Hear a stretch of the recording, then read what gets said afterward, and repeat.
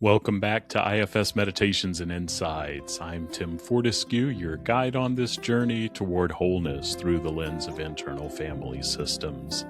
Together, we're creating a sacred space to explore, accept, and love all parts of ourselves.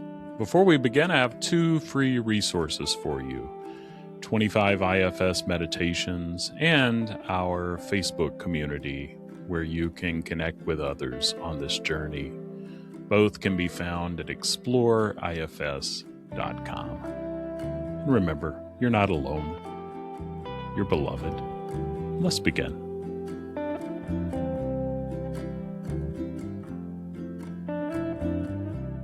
Today I want to talk about something that sits at the very heart of internal family systems work: exiles. The parts of us that carry our deepest pain and tenderness, and often get pushed far, far away.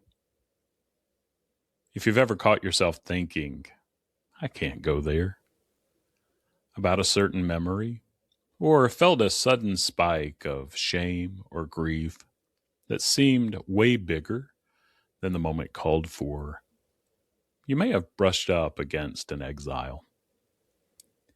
In this episode, we're going to explore what exiles are, and why they matter.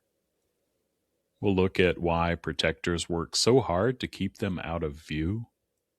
I'll walk you through a story from my own life where an exiled part came into focus. And we'll talk about how approaching exile slowly and gently can transform your whole system. My hope is that you don't leave this episode with another self-improvement project to add to your list, but with a little more compassion for these hidden parts of you and for the protectors that have been doing their best to keep you safe all these years. So let's dive in. In IFS, exiles are the parts of us that carry our earliest pain and deepest vulnerability. They're often young, 5-year-old you on the playground, 7-year-old you in the hallway, or maybe they come as a teenage you, sitting alone in your room, and they hold the emotional weight of moments when you felt shamed or humiliated, rejected or abandoned, terrified, overwhelmed, or invisible, because those moments were often too much and too lonely. Your system did something incredibly intelligent. It said, "We can't feel this all the time. We have to put this somewhere." So those tender parts got pushed away. They're still in the system, still alive, still carrying those feelings. But it's like they were sent to the basement and told, "Stay down there. Don't come up. If you come upstairs, everything might fall apart." Now, these exiles didn't choose this because they wanted to be hidden. They were exiled because your system was trying to survive. When you're 12 and being bullied, you can't afford to feel the full weight of that rejection every single day and still function. So the system does what it needs to do. It compartmentalizes, it protects, it exiles. And here's what's important to understand. This was adaptive. This was your psyche doing exactly what it needed to do to help you survive. The problem is, what was adaptive at 7 or 12 or 15 even can become limiting at 35 or 45. Because those exiles are still down there, still holding those beliefs, still carrying that pain. And they're still affecting how you show up in the world today. That's where protectors come in. Protectors are the parts of you that say, I'll do whatever it takes so we never have to feel that again. They might show up as perfectionism. If I can just be flawless, no one will reject me. Overfunctioning. If I'm indispensable, I'll never be abandoned. People pleasing. If I can keep everyone happy, I'll be safe. Numbing with screens, food, alcohol, or work. If I stay distracted, the pain can't catch up. A harsh inner critic that's constantly evaluating you. If I beat you to it, their criticism won't hurt as much. On the surface, these parts can look like problems, bad habits you're trying to fix, character flaws you're trying to overcome.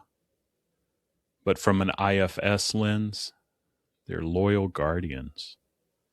They're standing guard at the basement door saying, you're not getting near them. If that old shame or terror comes flooding back, we're not sure you'll survive. And here's the thing, they're not wrong to be concerned. When you were young and those wounds happened, you genuinely might not have survived. Emotionally, psychologically, if you'd felt the full weight of them. So these protectors stepped up. They said, we've got this. We'll manage the world. We'll keep you safe. And they've been doing that job, often for decades. If you've been feeling stuck in cycles of reactivity or self-criticism, it makes sense. You've likely been working with protectors who believe they're doing life or death work. They're not being difficult. They're being devoted. So when we talk about exiles, we're not talking about some abstract inner child idea. We're talking about real, tender, living parts of you that your system has been protecting for a long time. And we're talking about protectors who have been working overtime, trying to make sure you never have to feel that overwhelmed again. Let me ground this in a story from my own life. There have been seasons when I notice a sharp, disproportionate reaction whenever I feel even slightly left out. Maybe it's something small, friends making plans in a group chat, and I wasn't included. Someone at a gathering or a meeting walking past me to greet someone else first. A message left on read for a little too long. On the surface, no big deal. Adult me knew and knows that. Rationally, I understand that people have their own lives, their own reasons, their own things going on. But inside, I feel this wave of shame and panic that was completely out of proportion to the situation. My protectors jump in fast. One says, fine, we don't need them anyway, and starts withdrawing. Another spins up stories. See, you're always on the outside. You don't really belong. This is just proof of what you've always known. For a while, I only worked with those protectors, trying to be less reactive, think differently, care less. I'd tell myself, and still do sometimes, you're being ridiculous. Grow up. Stop being so sensitive. But eventually, with some support from a therapist and self-led people and friends, I've started to turn inward with more curiosity and less criticism.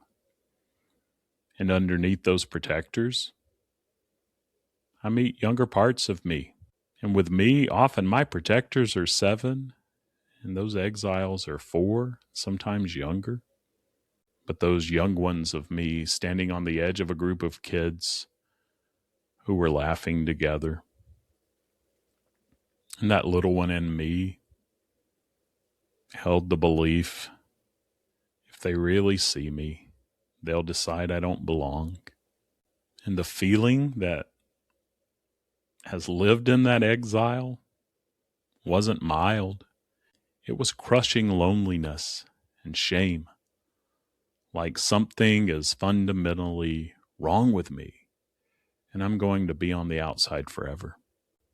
And as I've built trust with my protectors and have gone to those young, tender ones of me, I see no wonder my protectors have been working overtime. They weren't trying to sabotage my relationships or make me miserable. They were trying to protect that little boy from ever having to stand outside the circle again. They were trying to save him and me from that unbearable feeling of being seen and found wanting. As I began to spend gentle, patient time with that exile, not fixing him, not rushing him, not trying to talk him out of his feelings, just being with him, and I still go back to him. And sometimes he doesn't open up as much in my own therapy sessions. But as I go there without an agenda and not trying to fix him, something in my whole system has started to soften. My protectors still show up. They didn't retire overnight. Sometimes they still try to work a little too hard and forget they can have those jobs that they love and enjoy. Because they belong. We're not going to get rid of them, but they don't have to work so hard. Sometimes they still get activated. Sometimes when that old trigger shows up. But they've begun to trust that there might be another way to care for that little tender guy, one that didn't require total exile, one where he could be welcomed back into the family system and actually supported rather than locked away. Here's one of the most important things I want you to hear in this session. Exiles don't need to be dragged into the light. They need to be met gently and on their own terms. In IFS, we don't kick down the basement door. We don't force our way in. We don't say, okay, we're healing this today, whether you like it or not. We move at the pace of the protectors, the exile, and your nervous system. That might look like noticing that a reaction feels bigger than the moment. Whispering inside, I wonder if an exile is close right now. Asking your protectors, would you be willing to step back just a little so I can see what's happening here? I'm not going to force anything. I just want to understand. Sometimes that's all that's possible in a season. And that's okay. That's actually beautiful because you're beginning to build trust with your system. Approaching exiles gently is itself a radical act. It tells your system, we're not here to force. We're not here to fix. We're here to be with you. Over time, as exiles feel genuinely accompanied, not fixed, not healed, but truly seen and welcomed, they begin to release the burden they've carried. I'm unlovable. I'm too much. If anyone really knows me, they'll leave. These beliefs aren't facts, they're burdens. Conclusions that young parts came to in moments of pain. when they didn't have the resources or support to protect what was happening. As those burdens lighten, protectors don't have to work so hard. They begin to relax. The whole system starts to reorganize around safety, connection, and self. That grounded, compassionate presence at the core of who you are. So as you hear this, I wonder, what's stirring for you? Maybe you can sense an exile just out of view, a young part holding a memory you've never wanted to revisit. Maybe you're noticing how quickly protectors jump in when you start to get close. The scrolling, the joking, the criticizing, the fixing, the sudden need to be productive. Wherever you are with this, I want to say it makes sense. It makes sense that some parts had to go underground. It makes sense that others have worked so hard to keep them there. It makes sense that you've been doing the best you can with what you've had. And I want you to know you don't have to do it alone. If you want to explore more, here's one gentle step you can take this week. Next time a reaction feels bigger than the moment, could you pause, even for just a breath, and ask, I wonder if there's an exile nearby right now. No need to force, no need to dig, just notice. Stay kind. Stay curious. And if it feels supportive, maybe place a hand on your chest and say, of course you're here. I see you. And I'm not going to abandon you. And if you're longing for more support and befriending your own exiles and learning to relate to your inner world with more gentleness and compassion, I'd love to keep walking with you. You can reach out anytime. Send me an email, tim@faithfullygrowing.com. You can learn more on my website, faithfullygrowing.com, or exploreifs.com. And there you'll find resources, ways to work with me, and a community of people who are also on this journey of becoming more whole. I'm so grateful to you for letting me be a companion on your journey. You're a companion for me too. Hearing from you. So thank you for the trust you place in me when you press play on these episodes. Until next time, may you remember, even the parts you've hidden away, especially the parts you've hidden away, are worthy of kindness, dignity, and welcome. Take care of yourself this week.